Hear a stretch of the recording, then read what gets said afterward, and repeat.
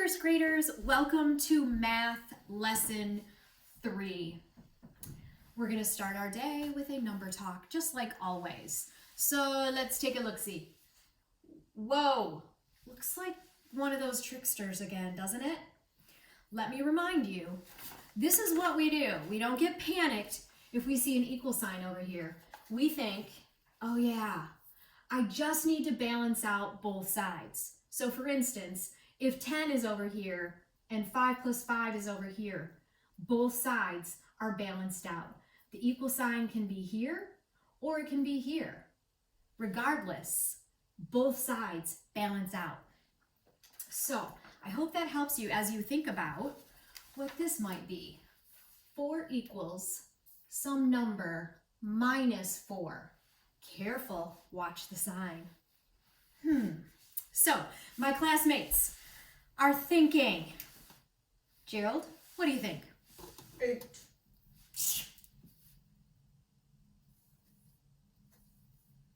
And Skippy John.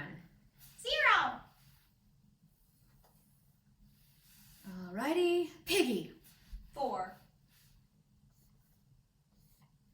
And Nuffle Bunny. Have a thought? 44. Oh, geez. You know why I said that, don't you? Silly. So one of those answers I can probably eliminate.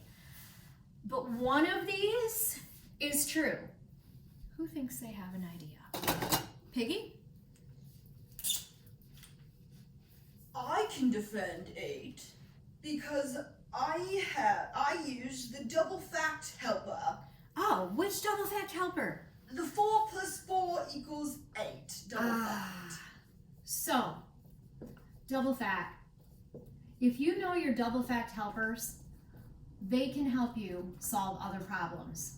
And Piggy said she used 4 plus 4 to help her figure out that 8 belongs here. Fantastic. All right, Skippy John, what are you thinking? I can defend 8 because I know the number line jumps 4 hops from 4 to 8. Okay, so using a tool like the number line, you started on 4. I'm going to draw a little number line here.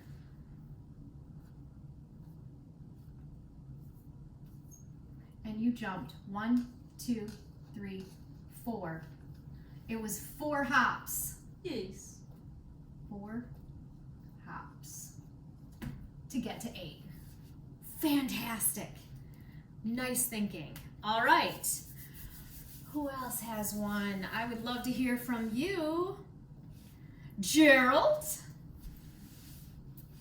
I use the Whoa. What are you defending, sir? I can defend 8 too because I use the opposite function. 4 plus 4. So if you're trying to figure out a missing number and there's a big guy missing, you can add the parts, like 4 plus 4, to add the parts to figure out what belongs there. Nice. And finally, Nuffle Bunny, what do you think? Well, I can defend 8 too because I thought of the 4 in my head and I count up in my head 4, 5, 6, 7, 8. So here's Nuffle Bunny with his lop ears. And you were thinking of 4 first, is this true? Yeah. So you kept 4 in your head, and then you went 5, 6, 7, 8, like that? Yeah. So you were counting up? You counted up 4, 5, 6, 7, 8. Count up 4, and you land on 8. Excellent job. Notice there are 1, 2, 3, 4 different ways to solve this that we have listed up here. There's so many ways to solve a math problem. Great thinking today. We're now going to change and work on our math boxes. So I'll meet you at the desk. First grade friends, before we get into our boxes page, I want to review some polygons with you. Polygons, remember, have 3 or more sides. They are connected at corners or vertices, so they're closed, and they have straight lines. Here's some examples of triangles. Triangles, their attributes are 3 sides, 3 corners or vertices. Quadrilaterals have 1, 2, 3, 4, like on this rectangle, 2 short and 2 long. So they're 4 sides and 1, 2, 3, 4 corners, right? Here's a square. A square has 4 sides, equal sides, and 4 vertices. That means corners. Same with this rhombus, trapezoid, and this shape. It's still a quadrilateral because there's 4 sides. Pentagons have 5 sides and 5 vertices. 1, 2, 3, 4, 5. They connected all 5 corners. And hexagons have 6 sides. 1, 2, 3, 4, 5, 6. 1, 2, 3, 4, 5, 6. Yeah, just a review of some shapes. There will be a box on your boxes page asking you about some shapes. Also, before we get into our page, I want to talk to you about our function machines where there's the in, out. We're going to practice these 4 because I feel like let's review that before you get to the one that's on your boxes page. Let's remember what it means. This one is asking you in each instance to find what's my rule. So let's look at this one. We're going to find the rule. In order to find the rule, just like frames and arrows, I'm looking at the number patterns. 14 went in and 15 came out.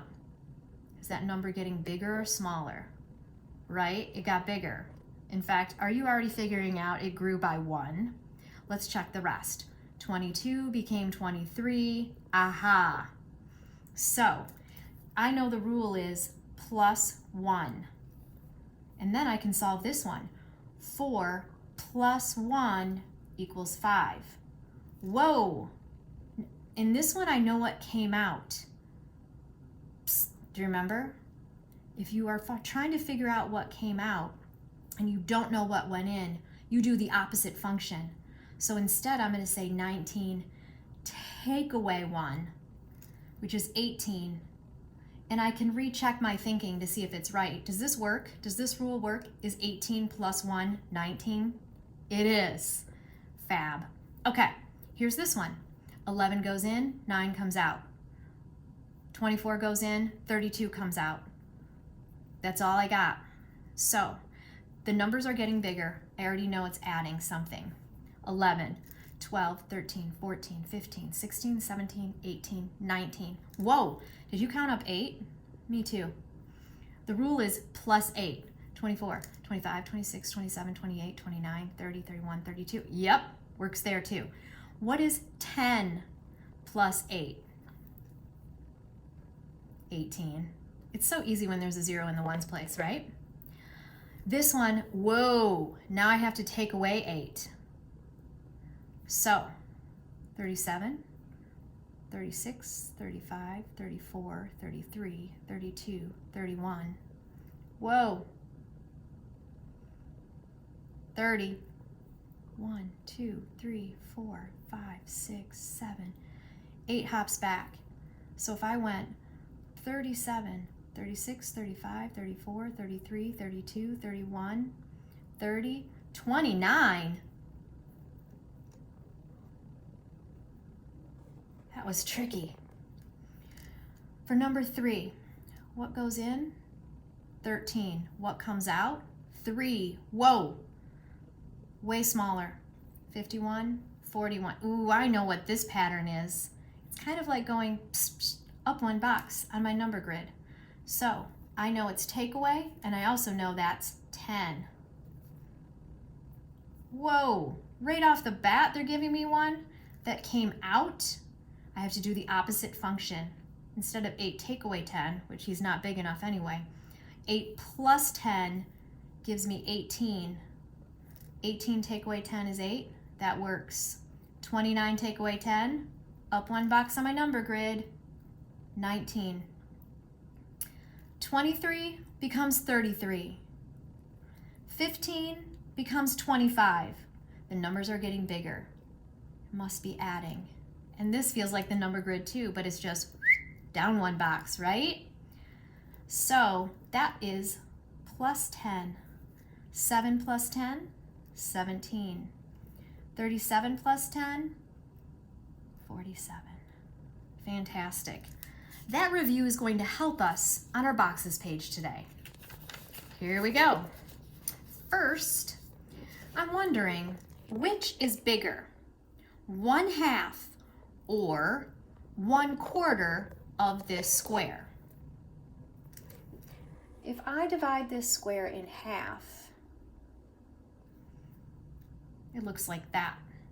If I divide this square into quarters, it looks like that. So, as I'm thinking about this, if I do half of it shaded, and then I do one of the quarters in this grid pad. Whoa, which is bigger, the half or the quarter? Aha, 1/2 is bigger than a quarter. So I'm going to write 1/2. And I know how to write it because it's right there. Fantastic. Number 2, find the rule. I'm not afraid, are you? So 18 goes in and 10 comes out. Smaller. 9 goes in, 1 comes out.